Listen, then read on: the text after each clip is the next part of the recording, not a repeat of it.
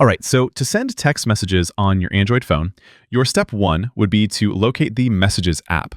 This is the native app on Android for messaging. It comes pre-installed on every Android phone. You might have the Messages app on the home screen, which is the first thing you see after unlocking your phone. You can swipe left and right to see where it is.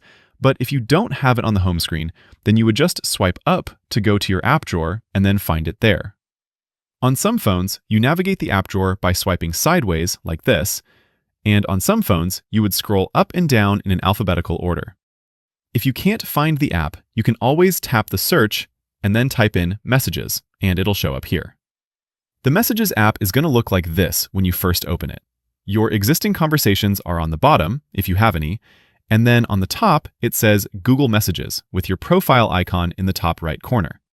The profile icon is where you'd find additional settings for the app.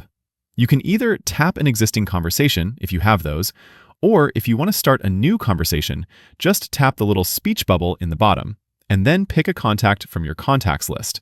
Or you can type a name and phone number up there. I'm going to message my buddy Ryan here, so it opens our existing conversation. On the bottom, you have your text input field, and you can tap that to activate it. And now I could just write a message and send it out by tapping the little paper airplane button. If your texting input says RCS message, it means you're using the modern protocol for texting. RCS stands for Rich Communication Services, and it enables features like read receipts, high-resolution media, type indicators, etc. Sometimes your phone will display SMS or MMS instead, which just means either you or your recipient's phone doesn't support RCS. SMS is an older protocol with fewer features, but still works just fine for sending and receiving text messages. I've already sent my message out, but if I long press it and tap the little pencil icon up top, I can edit that message. You see how the phone is actually giving some predictive text suggestions here based on what I type.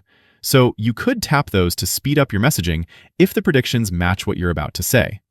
I believe you have 15 minutes to edit your messages after sending them, so I'm able to edit this right now. But if I came back tomorrow, that editing would not work anymore. Some other cool features. I can long press that paper airplane, and I can schedule my message if I don't want to send it out right now. I could choose to send it later today or tonight by using a preset time, or I can pick a custom date and time for when that message is going to go out. Just got to make sure that your phone is powered on and connected to a network when the scheduled time hits. Otherwise, the message won't go out. This little plus button here next to your text input field allows you to add various things to your messages. So you could share your real-time location here, you can attach files to your messages, or you could, for example, pick photos from your photo gallery. So if I wanted to send a photo to my friend, I could come here, pick a nice photo from my gallery, and then add a caption and send it out. And that'll send the photo to my friend. When I tap the arrow here in the top left corner, it'll go back to my messages. You can message one-on-one with others, or you can have group chats with multiple recipients in the same conversation. And that is how you send text messages in a nutshell. There's a lot of powerful features in the messaging app, so this was kind of just scratching the surface here. But give it a shot. Let me know how that goes, and subscribe for more quick guides like this. Thanks all, until next time.